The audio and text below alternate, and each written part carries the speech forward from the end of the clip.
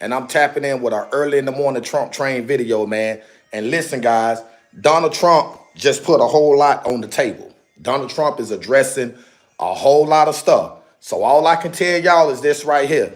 If you're concerned about what's going on in America and what's finna be taking place in the next 6 months, y'all need to lock in on this video. Like, share, subscribe, comment, turn on all post notification bells. Do you support President Trump? Do you support President Trump? That's a question you got to ask yourself. That's a question that you have to ask yourself. So let's get into the video, guys. Let's get into the video. Let's go. So thank you all for coming. We'll take a couple of questions. Yeah. Go ahead, please. President, thank you. Wanted to touch on the world on fire that you mentioned, but let's start, if we could, with your references to Greenland and Panama Canal, so forth. Can you assure the world that as you try to get control of these areas, you are not going to use military or economic coercion? No. And can you tell us a little bit about what your plan is? Are you going to negotiate a new treaty? Are you going to ask the Canadians to hold a vote? What is the strategy? Yeah, I can't assure you, you're talking about Panama and Greenland. No, I can't assure you on either of those two. But I can say this, we need them for economic security. The Panama Canal was built for our military. I'm not going to commit to that now. It might be that you'll have to do something. Look, the Panama Canal is vital to our country. It's being operated by China. China. And we gave the Panama Canal to Panama. We didn't give it to China. And they've abused it. They've abused that gift. It should have never been made, by the way. Giving the Panama Canal is why Jimmy Carter lost the election, in my opinion, more so maybe than the hostages. The hostages were a big deal. But if you remember, and nobody wants to talk about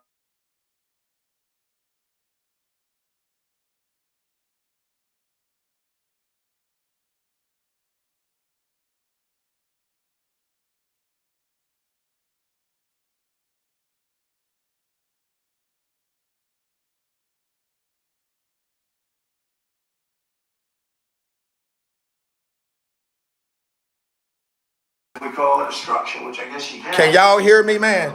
Can y'all hear me? Giving that away was a horrible thing. Can y'all hear me, man? Okay, let me put this video back up. Why nobody calling my phone this early this daggone morning, man? Damn. Heading into on Ukraine, you said just before it's a lot more complicated now. Much more complicated. Do you believe? Because it would have never started. Right, but it has started. It's you. Well, not only started, the cities are largely knocked down. So they're got like, what you've got at this point.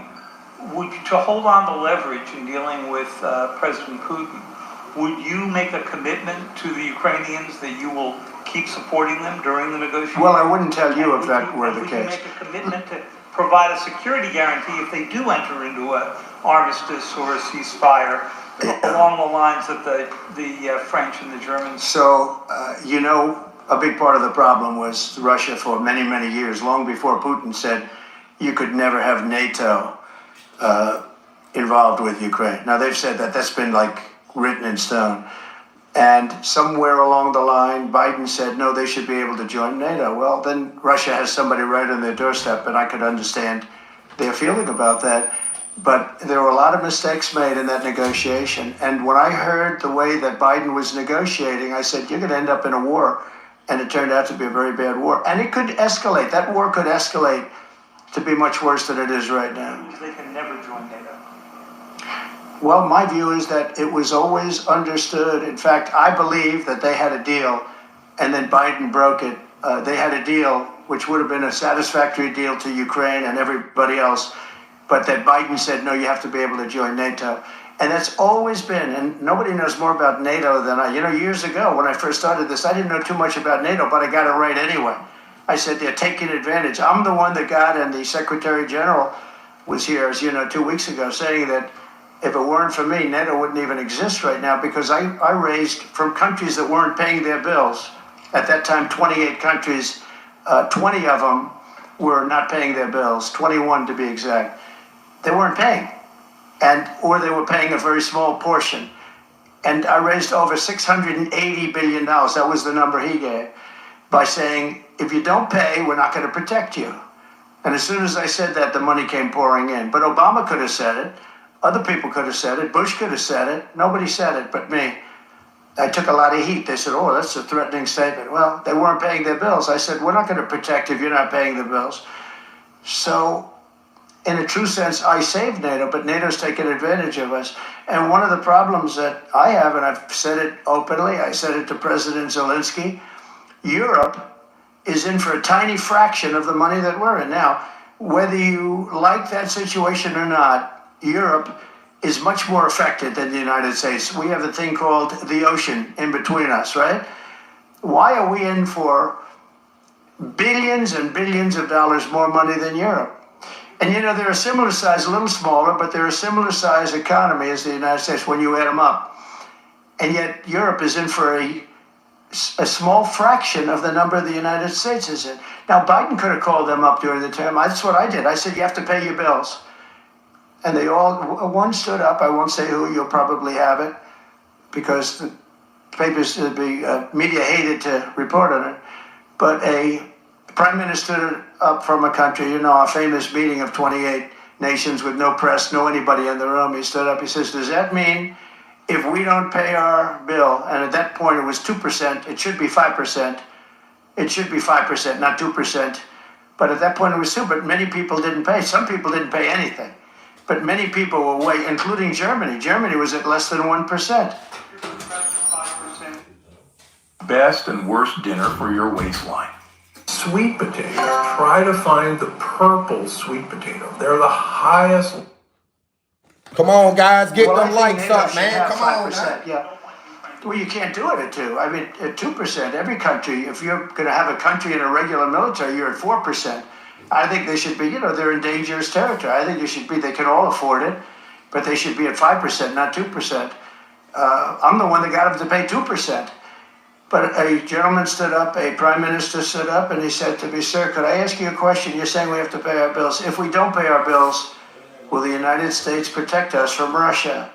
I said, if you don't pay, you mean you're delinquent? He said, yes. He said, if you're delinquent, we will not protect you. I took a lot of heat. Although it was somewhat closed door, I took a lot of heat from the media. And you know what happened? The money started pouring in. That's why NATO has money. And the Secretary General said it was the most incredible thing he had ever seen in a negotiation. Now, if I would have said, yes, we will, nobody would have paid. If I would have loved to have said, yes, we'll protect you even if you don't pay. But that's not the way life works. Two questions related to each other. First, you said on your first day of office, you're going to pardon January 6th defendants. Are you planning to pardon those who were charged with violent offenses? Well, we're looking at it, and we have other people in there. And as you see, I guess 24 or 28 people came now from the FBI. That came out very quietly. Nobody reported it, but they had people in some form related to the FBI. They had 4 or 5 people that were strongly related to the FBI. We have to find out about that. We have to find out about Hezbollah. We have to find out about who exactly was in that whole thing, because people that did some bad things were not prosecuted. You know, I see it all the time, and you see it too. People that were doing some bad things weren't prosecuted, and people that didn't even walk into the building are in jail right now. That's right. So we'll be looking at the whole thing, but I'll That's be right. making Get 'em, major Trump. pardons. Yes, please. Get their ass, Trump. Please. On Jack Smith's report. Good afternoon, Mr. President. It's good to see you again. 2 questions about Syria and the ongoing war in Gaza. About Syria, the Pentagon disclosed last month the U.S. has some 2,000 troops in Syria. That's almost double the number initially we were told of 900. Will you keep that troop capacity the same upon taking? Well, I won't tell you that because that's part of a military strategy, but I will say it was Turkey. Turkey's been after that country in different names and different forms and shapes for 2,000 years. Those people that went in are from Turkey. And President Erdogan is a friend of mine. He's a guy I like. I think we're going to stop this video. I'm going to stop this video and I'm going to restart it back. I got to end this live stream, but I'm going to restart it back. I got to go do some, take care of something. Give me about 15 minutes and I'll be right back. So y'all stay tuned.